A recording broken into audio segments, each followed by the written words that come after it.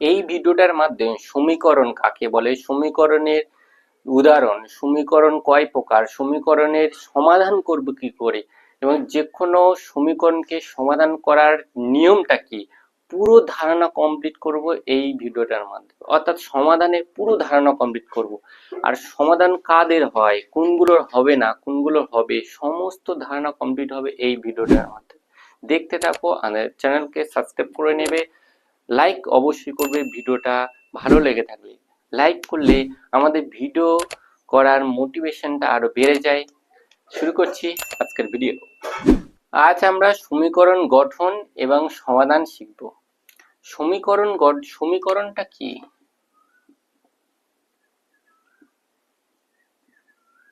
এই সমীকরণটা কাকে বলে? সমীকরণ কাকে বলে? যে বীজগণিতের মধ্যে, উপরে লেখা আছে দেখো, যে বীজগণিতের মধ্যে কি থাকবে? চলরাশি থাকতে হবে। চলরাশি থাকতে হবে। চলরাশি কারা? এক্স, ওয়াই, জেড, এরা থাকতে হবে। আর একটা কি থাকতে হবে? সমান চিহ্ন থাকতে হবে। তাহলে যে বীজগণিতে চলরাশি থাকবে, সমান চিহ্ন থাকবে, এবং আর একটা কি থাকবে? ধ্রুবক রাশি থাকবে।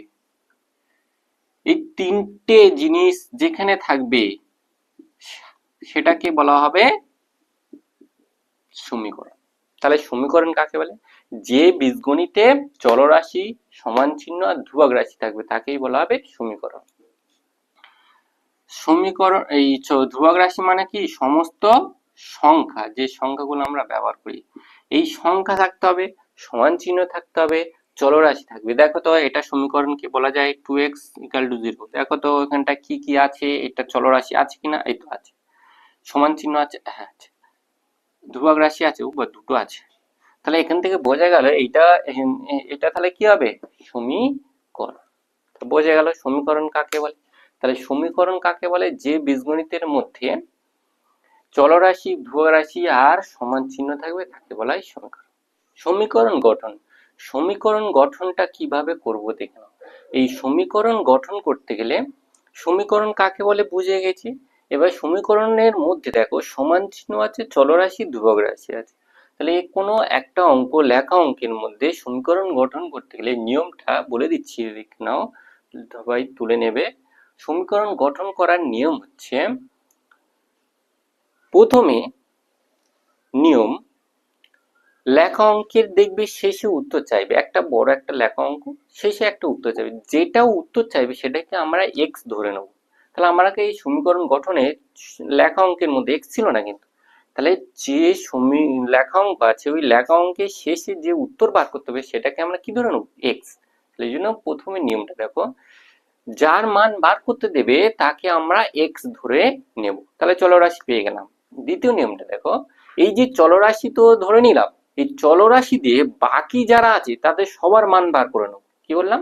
এই চলরাশি যখন ধরে নিলাম, বাকি আর অন্য লেখা অঙ্কের মধ্যে অন্য পার্ট থাকবে, অন্য পার্টের মানগুলো বার করে নেব, বার করে নিলাম। 3 নম্বর নিয়ম বলছে, যে দুটো পার্ট বা যে দুটো অংশ বা যে দুটো অংশ বা যে দুটো পার্ট সমান, তাদের মাঝখানে সমান চিহ্ন দিয়ে সমীকরণ গঠন করব। তাহলে তিনটে নিয়ম বলে দিয়েছি। তাহলে এবারে সেটা উদাহরণের সাহায্যে বলবো। দেখুন একটা অঙ্ক দেখো, উপরে দিয়েছি, অঙ্কের মাধ্যমে বলে দেবো। বলছে 42 কে এমন দুটি অংশে বিভক্ত করি যাতে একটি অংশ অপরটির বর্গের সমান। তাহলে আমরা প্রথমে ধরে নেব, বলে দিয়েছি কি, প্রথমেই বলে দিয়েছি ধরি বলে প্রথম যেটা উত্তর বার করবে সেটা। তাহলে এই অঙ্কটার মধ্যে দুটো উত্তর বার করতে যে কোনো একটা পার্ট ধরে নিই, দুটি অংশের মধ্যে একটা অংশ ধরব। তাহলে একটি অংশ ধরে নিলাম কত? এক্স। তাহলে অপরটি কত হয়ে যাবে? তাহলে অপরটি হয়ে যাবে 42 মাইনাস এক্স। দুটো অংশ বিভক্ত করতে বলেছে, একটা যদি এক্স হয় অপরটা কি হবে? 42 মাইনাস। তারপরে বলে দুটো পার্ট দেখো, এক্স ধরে নেওয়ার পরে বলেছিলাম বাকি পার্ট গুলো বার করে, সমস্ত পার্ট বার করে নিয়েছে। এবার পরে দেখো যে দুটো পার্ট সমান, এখানে বলে দিয়েছে একটার বর্গ অপরটা বলে দিয়েছে। তাহলে বলে দিয়েছে, আমি সেটা শর্তানুসারে করবো। শর্তানুসারে কি বলেছে? একটা পার্ট একটি পার্ট অপরটির বর্গ, একটি পার্ট অপরটির বর্গ, তাহলে দুটো পার্ট এখানে পেয়ে গেছি, যে কোনো পার্ট যেখানে খুশি বসিয়ে দিতে পারো। আমি যেটা সুবিধা হবে এই পার্টটা এখানে বসিয়ে নিলাম আর এই পার্টটা এখানে বসিয়ে দিলাম। বলেছে একটা পার্ট অপরটির, যে কোনো একটা পার্ট অপরটার কি বলেছে বর্গ, তাহলে একটা পার্ট অপরটা বর্গের সমান বলেছে, সমান চিহ্ন দিয়েছি, তাহলে যেটা বলেছে সেটা এখানে লিখে দাও। তাহলে এইটা হয়ে গেল কি সমীকরণ গঠন। বুঝতে পেরেছো? তাহলে এরকম যে কোনো অঙ্ক থাকলে তোমরা পারবে তো। এরপরে আমরা পরের পার্টে আমরা এটা জানবো এই সমীকরণ গঠনের সমাধান। ভিডিওটা ভালো লেগে থাকলে অবশ্যই লাইক করবে, কমেন্ট করবে, শেয়ার করবে এবং দ্বিতীয় পার্টের সমাধানটা অবশ্যই করে দেখে নেবে, কারণ এই সমীকরণ গঠন যেমন বললাম সমাধান ওইভাবে বলে দেব